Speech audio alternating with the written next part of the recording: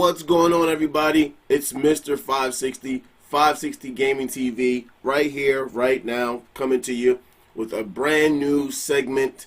All right, this is where I'm getting to talk about television shows and things like that I love. And I tell you like this. I just got finished watching the first two parts of Crisis on Infinite Earths. I felt like I'm just so compelled to talk about this stuff that I gotta kind of like get it out.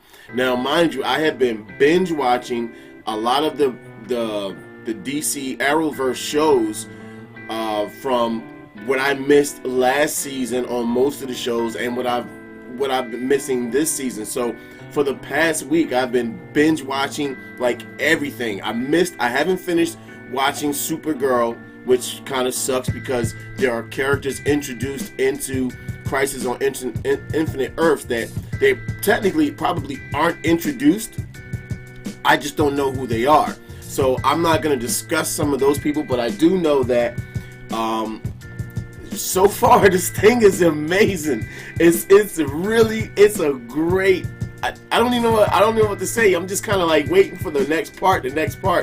And I ended up, checking out part 1 and part 2 back to back, and it's just like, yes, this is great. This is awesome. This is a way better crossover than last year's ELSEWORLDS. I'm sorry, I was not feeling ELSEWORLDS last year. I mean, it was okay, but compared to all the other crossovers they've done, that one didn't really light a candle. I mean, out of 5 crossovers, out of 4 or 5 crossovers they've already done, ELSEWORLDS just didn't hold a candle for me. I like that it's set up this, Crisis on Infinite Earths, but I didn't particularly care for it overall as a story and as crossover goes.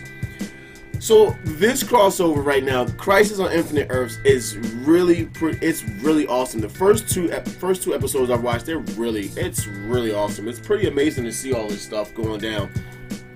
I like the intro from part 1, and you got to start seeing characters from the Titans were in there. Like I think Hawk from Hawk and Dove, Robin was in there, and then they started showing all these other characters, and they showed old ass Burt Ward. They showed him. Rest in peace to Adam West. And it's just the usual cast of characters is coming back, but it's just amazing how they've gotten everything together with this. This is a really big event, and I see what they're trying to do. They're doing their best, as in visual style and as in writing, story-wise, and even the special effects seem to be a little bit more. They seem par for the course for what they've been doing, but it just seems like they're trying to ramp it up just a little bit more. I made a comment on the post in one of the Facebook groups I'm in that's like a DC and Marvel group, and there's like 50,000 members in this group, probably more.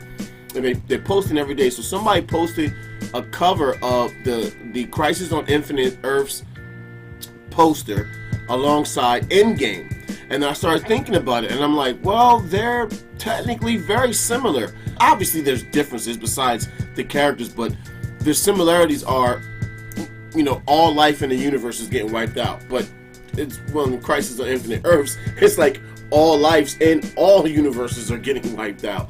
I'm not sure if in Endgame if Thanos' powers extended beyond just that one universe into other multiverses. We won't know until Marvel gets that on hand. But the TV shows that are out for the DC universe, like the Arrowverse, these shows are really good. They do great jobs with the script and stuff. A lot of times they'll go overboard, or they get too comic booky with the dialogue. They get too comical. Not when I say comical, I don't mean as in comedy. I just mean comical as in it's laughable, some of the stuff that you hear that they say and things like that. I stopped watching Supergirl last season around like episode 5 or 6 or something like that. Like they were just getting into the whole aliens being targeted by people who have like phobias and stuff. So I didn't get a chance to really go hard into that. Because I was watching other stuff, getting into other shows, had a lot of things going on with myself, trying to work on stuff like my channel, trying to get things together for other stuff. So it was like I kind of had to put things on the back burner. But when I saw them bring out Lex Luthor, I said, holy shit, they finally brought this dude out. And it's played by the guy who played on 2.5 Men. It's kind of weird to see a comic dude, a comedian, played a supervillain. I'm not saying it hasn't happened before, but it was just weird to see that. Because at first I didn't recognize him with the bald head, but I recognized his voice, and I was like, wow.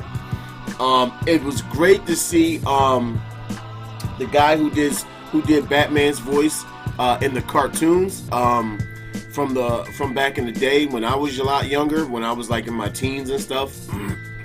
It was great to see him. I keep forgetting what his name is, but it was great to see him. He's all old, battered and bruised and stuff, and I'm trying not to do any spoiler alerts about what's happening, but it's just crazy. And then to see Brandon Routh and his Superman duds. I don't think they were the same Superman duds from the movie, but they were similar. You could tell that he was a little extra padded up, you could say. And then to see him fighting the other spoiler. Never mind. But to see him put those duds on again, I like that. I mean, Superman Returns, I went to the movies to go see that. I wasn't able to see. I actually took my sister. Now that I remember it, I took my sister, and I wanted to see it in 3D, but at the time 3D movies were like really expensive. I'm talking like, now they're down to like half price than what they used to be. They're like down, you can get 3D tickets for a decent price, but man, back then when Superman Returns came out, 3D tickets was like nearly $40 a pop. It's like, sis, I love you, but yeah, we're not gonna be going to the 3D version. She was like, it's alright. Do I have with this so far? I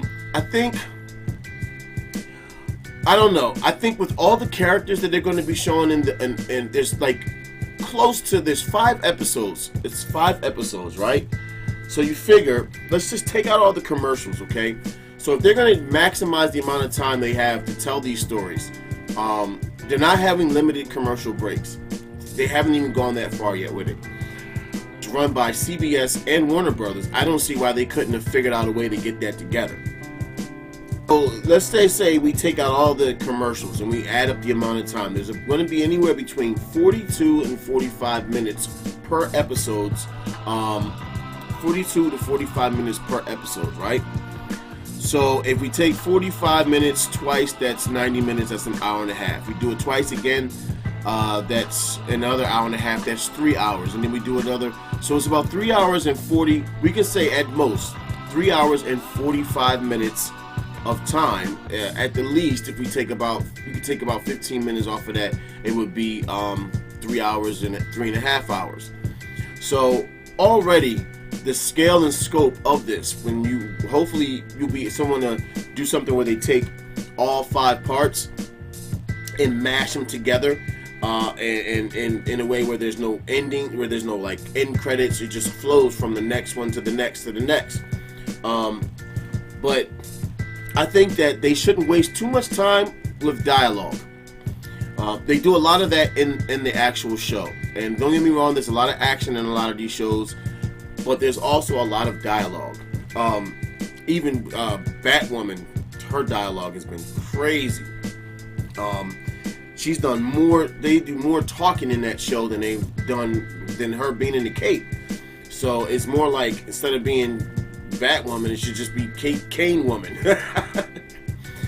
Issues with that show, but I'm not going to discuss them right now. I will discuss this. Continuity. Alright? Continuity. Straight off the bat. Alright? Continuity. The one continuity thing that I have an issue with is with Batwoman. Alright? And then follow me here, because honestly, you should know where I'm coming from when it comes to this. Last year, during the last crossover event, ELSEWORLDS, we were introduced to Batwoman. We all knew she was coming. We all knew it was going to happen. She was in her suit. She was already fighting crime in Gotham. things like that. This was last year, right? Fast forward to this year when her show actually debuts. Okay, it debuted what, 9 weeks ago, 8 weeks ago? Her show debuts 8 weeks ago. It's an origin story, right? The first few episodes are the origin of it, right? And you get up to this point where we get to the Elseworlds. Okay? Pay attention. If you haven't seen this is a big spoiler. I don't care. I'm into the whole continuity thing. I don't like seeing this kind of stuff and wondering what the hell is going on. Why are they expecting us not to be paying attention to this shit? Come on. Come on, CW. Come on, DC. Come on, man. So, in episode 2, Supergirl is having a chat with Batwoman, with Kat Kane, out of her suit. And she says, you helped in Oliver last year. Right? She's basically alluding to the fact that Kat Kane was already Batwoman last year. But they don't know what's happening this year because of The Flash and because of Arrow. They're showing that, right? So why in the hell... Someone help me here. Why in the hell are they making it seem like she's just starting? Okay? This is what I'm saying. Like, she says in the thing, well, I'm just starting this. She says, talking to Supergirl. She says it. She says it. Pay attention. I'm just getting started with this whole vigilante thing, hero thing, right? Which, if you watch the show, technically she really is just getting started. So if she's just getting started, and she just discovered Batman's suit, everything like that, how in the hell did she do anything for them last year in her Batwoman suit? How moving forward on that? See, this is what I think. This is the whole thing. This is what I have a problem with them trying to squeeze in, because this is shades of Captain Marvel, guys. Okay, don't get me wrong. I have nothing against women. Okay, I don't have nothing against I actually have a lot against feminism. We won't go into that. But I don't have anything against female superheroes at all. As a matter of fact, I think the run of women in the DC Arrowverse has been great. I mean, awesome, wonderful. I'm surprised they didn't just give one of them a show on their own. But I understand they wanted to bring in someone new because we don't know what's going on with Legends of Tomorrow. They want to keep every single day, every single night slot filled up, right? They want to have a show a hero show every night. Right now, we technically have 6. I didn't realize they were bringing back Legends of Tomorrow. I actually stopped watching that show because I thought it was over. They just went on a long ass break, and I completely forgot about it. Because then I started seeing that the next episode after tonight's episode is going to be, I believe, on The Flash. Okay, the next episode, part 3, because I watched part 1 and part 2. Part 3 hasn't aired yet, so it's going to be The Flash. Next episode isn't going to be until the 14th, which is of January, which is going to be Legends of Tomorrow. And I said, Legends of Tomorrow? I started looking, really? They're bringing it back? I didn't know Legends of Tomorrow was going to have a 5th season. It's going to be 15 episodes, which is really cool. I really hope that it's going to be a phenomenal season, because last season wasn't that great. I'm not going to lie. Last season wasn't that great. And the season before that, with the whole towards the end with the whole the blue monster thing, it was like, come on guys. Seasons 1 and 2 of Legends of Tomorrow was incredible. But anyway, we're getting part 4 then, and then part 5 will be after that. But I believe that part 5 will probably going to be Black Lightning, or somehow they're going to get him involved in the show. They're probably going to get him involved tomorrow. And I'm not sure if there was a part in Black Lightning's recent episode that connected him to, because this episode was tonight, that connected him to the Crisis on Infinite Earth, because I know he's going to be in it. You can see right on the poster here, you see him in there. So I haven't watched Black Lightning's episode yet, so I have it, geared up. I have it lined up, ready to watch. So I'm gonna check that out. It's just kind of hard. It's cramming all this stuff in my brain. You know what I'm saying? Like, I literally watched from episode 6 to the end of Arrow, from episode like 5 or 6 of, this is from last season of The Flash, right? I was gonna start Supergirl, but I also watched the rest of Black Lightning from like episode 4 or 5 on to the end. So that's that. Then I went into the new seasons. So there's like 8 episodes of each of those, 7 or 8 episodes of each of those. You know when I started this? Like last week. I started this like last week. I just been watching them as much as possible. It's been pretty dope. I take them everywhere. If I gotta walk and go catch the bus, I put some of the episodes on my phone, watch them on the phone, whatever going. If I need to go to, it's pretty cool to I can just cram all of that shit in my brain. Superhero madness. And I love the DC universe just as much as I love the Marvel universe. I'm glad to see that they're doing this with Crisis on Infinite Earths. I know they have more to come. Now they're at the point where they're searching for specific type of people to help with this crisis, and it's taking them to different Earths that have not been eradicated yet, and it's having them meet all those different people that you've been seeing in the previews and that they've been talking about, to meet all these different guys and stuff. Kevin Conway, that's his name, the guy who did the Batman voices back in the day. Kevin, I believe, Kevin Conway. I know his last name is Conway or Conroy or something like that. You know what's crazy? When his part came up, the first person they showed was Nash. Niles Nash from the old Batman movies from back in the day, from the very first Batman movie. The reporter that was going around being all snarky, asking all these people questions, and then Vicky Vale comes out and he wants to ask her out and all this other stuff like that. But yeah, him. Another thing I want to discuss.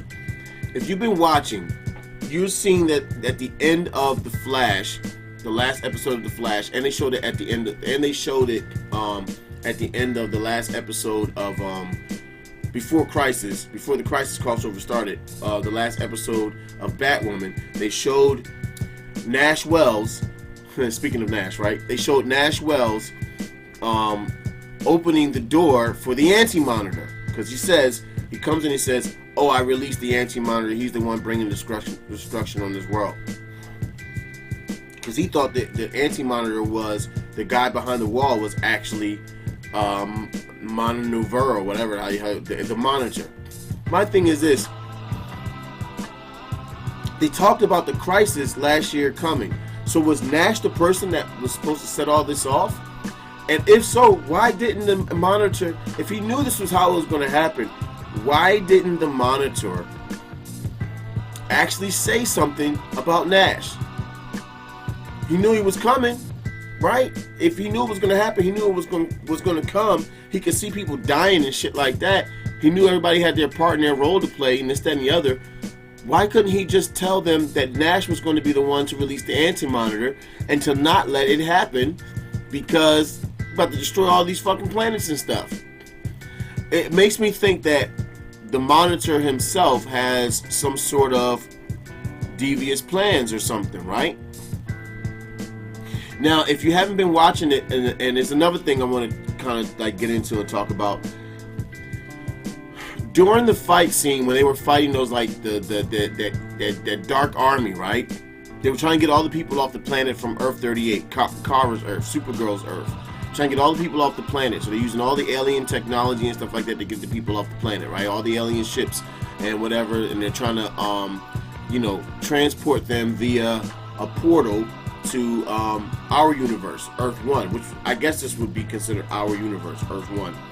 During the fight, Green Arrow sticks around and he continues to fight until everybody's gotten off the planet, right? He's shooting his arrows and he's not aiming at the Monitor, but one of his arrows actually hits the Monitor. Now this guy's supposed to be a god, right? So one of what's his name's arrows hitting him shouldn't have done. What kind of damage should it have done to him?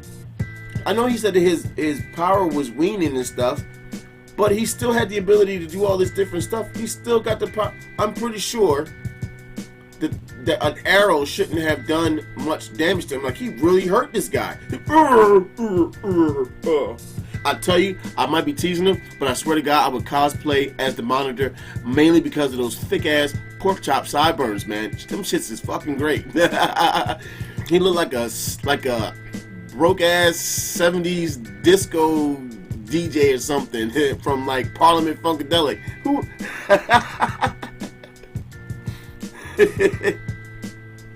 Anyway, I just, sometimes some of the things I see, I'm just kind of like, I don't think you guys thought that went through.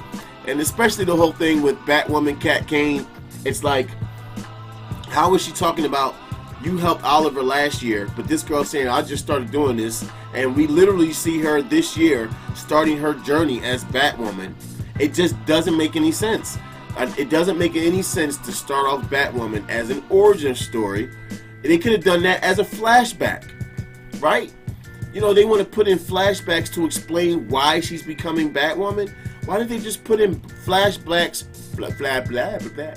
Why didn't they just put in flashbacks to show that she was already Batwoman and how she came about finding the suit and getting the suit and this, that, and the other, right? All I know is I'm still enjoying it though. It doesn't matter. I'm enjoying it. Plot holes and all.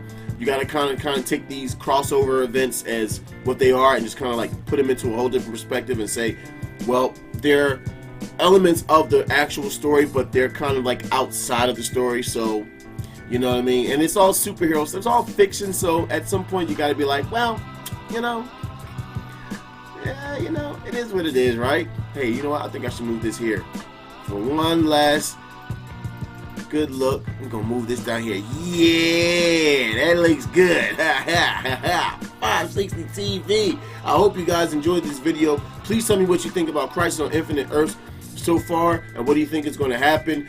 Do you think somebody in this crossover is going to die? I'm talking about truly be dead and gone, because he's already said, oh well, Flash should die. He said Arrow should die. Who else could die? You know what I mean? Right now, we don't see the Flash dying, okay? The Crisis and him missing, that hasn't even happened yet. I think that's still going to happen because they've been building it up for nearly 7 years. I mean, we're in season 6 right now of the Flash. So they've been building this up for nearly 7 years. They've been building up Flash missing in a Crisis. So they've been working on this. This has been in the works for a long time, and I'm so glad that they've taken the time over the past 7 or 8 years. What is this? It's season 8 for Arrow, so we're talking about since like 2011 or season 3, 2014. So we're talking about since 2014. They've taken 5 years of television shows on different brands, crossing them over, building them up. And 4 to 5 brands, just putting it all together. I mean, you can honestly go back to when Flash first came to the Arrowverse. This is before he even had a show. So it is what it is. I'm just saying, I'm glad that they've taken this route. They've given us history with these characters. We've all been waiting for this. We've been expecting for this to happening, and it's happening now. You know what I mean? And because I saw 2024, I'm like, what if the show's not on that damn long? It's like 10 years from now. You know what I'm saying? What if the Flash isn't as fast as he? You know what I mean? I mean, that's the reason why he's lost in the Crisis. Flash, you're not as fast as you used to be, buddy. It's my shoes, and all this racing against Superman, Supergirl. Anyway, once again, this is Grim, Mr. 560, Grim 560, 560 Gaming TV, new segment talking about Crisis on Infinite Earths. Hopefully, I can come back and talk about other stuff too. Tell me what you think in the comments. Please don't forget to like, share, subscribe, and hit the notifications bell just so you can get new content, or you know of when new content from me is coming out. And don't forget to support your boy. There's going to be support links in the description or probably in a pinned comment or something somewhere. Because I don't think I'm going to monetize this. You know what I mean? I don't really care. I'm not worried about YouTube's money, honestly. And, with me dropping the fuck bomb here and there or saying shit or whatever. This is not made for kids, all right? This is not made for kids. Y'all take it easy, man. Peace.